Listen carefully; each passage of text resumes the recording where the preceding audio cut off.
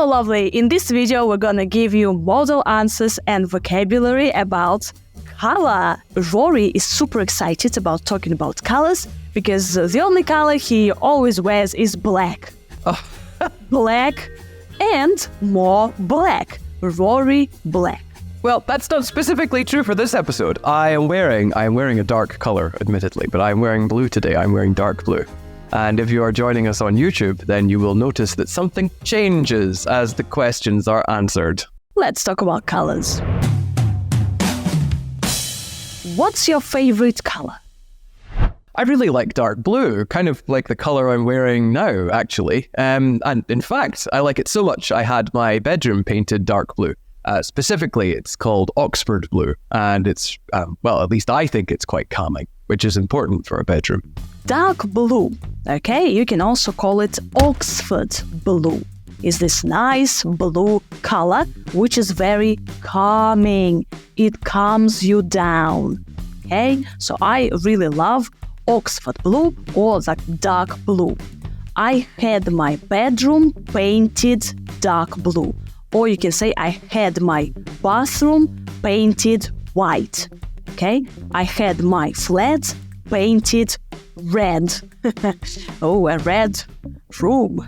God, if you had a red apartment or a red bedroom, then you would probably go wild. However, I should point out that Oxford blue is not the only kind of dark blue. There are other kinds as well, as I discovered when I was getting my house painted and I was presented with about 3 million options when I asked a very simple question, which was, could I just have dark blue, please? And I eventually decided on Oxford blue because I just like that name and the tone seemed nice.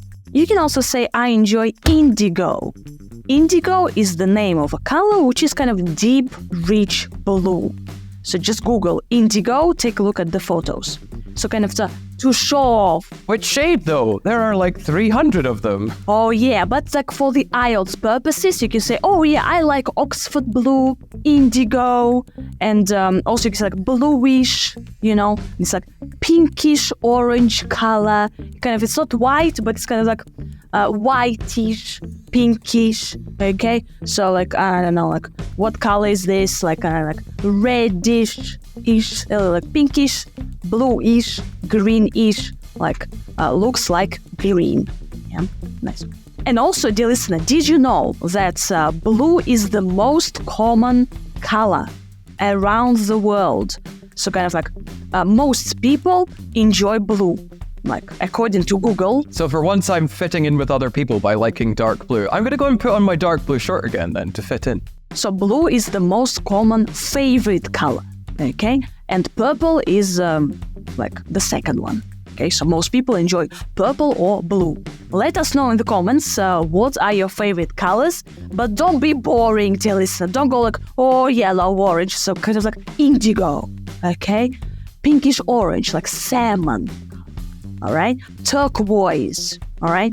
So don't go like white, blue, green, all right? So pick like one name for like a nice color, turquoise, and use it in your speaking test if they ask you questions about colors, okay? And let us know in the comments. Are there any colors that have a special meaning in your culture? Well, many people wear their football team colors, for example, so they're like the same color as the uniform the players wear, and this can sometimes have religious connotations. And our national colors, I think, are pale blue and white, or yellow and red. So these colors also have some significance for people in my country when they represent themselves and their nation abroad. Colors could have a special meaning in your culture. For example, different colors can have a religious connotation. Dear listener, so connotation meaning? It's the idea it's the idea that people think of whenever they see a particular thing. So when people see a particular sequence of colors, they think of the football team, for example. This is in my country amongst certain groups of people. It's not true all the time. You can also talk about your national colors. National colors, the colors that you have on your flag. Different colors could have some significance, okay, which is like another synonym of like a meaning. So like red is significant in my culture. like its importance in my culture. And then you can give some examples. For example, in China, in my country, red means good fortune. For example, like in the Western cultures, white is often associated with innocence and purity.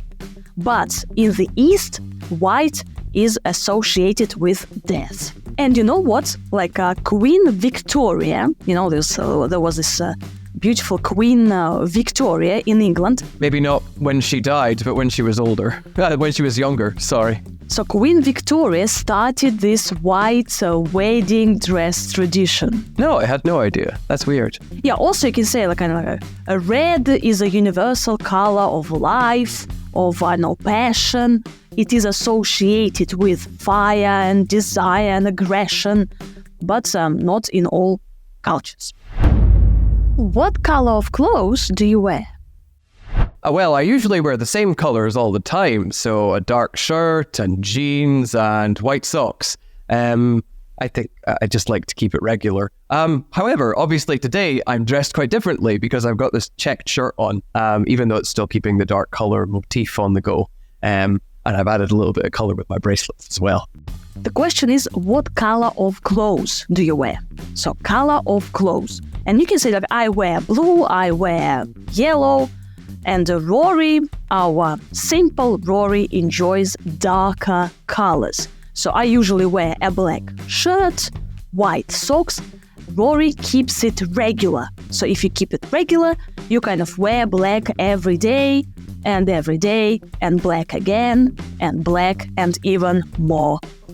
I'm not doing a very good job for this episode, though, because I wore lots of different colors, and even at the start I was wearing blue. But I hope people noticed that if you're asked to comment about the clothes that you wear, you could gesture to your clothes as well and use them as a kind of prop.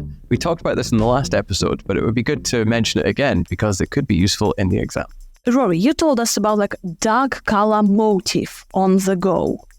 So what was it? Well, a motif is like a recurring idea or something that repeats in design. It's usually used to talk about patterns. Of course, if you're just wearing the same solid color, you don't really have a pattern. But the motif for my outfits, the recurring theme would be dark colors mostly. Obviously, you can see from today's episode that I don't always have this dark motif on the go. And by on the go, I mean just continuing throughout my life. But it is something that comes up very regularly. And you say motif, you don't say motive, because usually we say kind of like motive, a reason for doing something, like a motive for something, right? But here's like motif.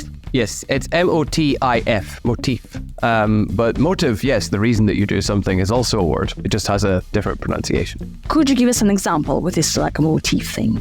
Well, what would the motif for my studio right now be?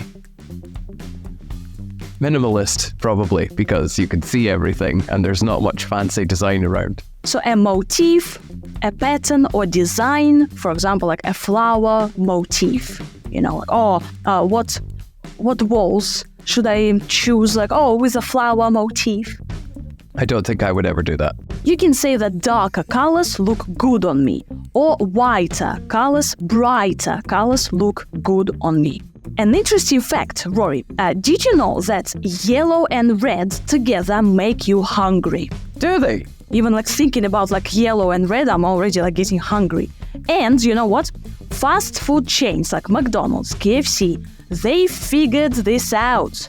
That's why, dear listener, okay, they use yellow and red in their restaurants, in their advertising and branding. So I'm already kind of hungry. I had no idea. And I assume that we're being paid by McDonald's to advertise this fact for them. Thank you, McDonald's. Send us money. And also, dear listener, wearing black makes you appear more powerful, okay? So maybe in your speaking test, you should wear black. Black, you know, like the powerful suit, black. The little black dress, Coco Chanel, remember?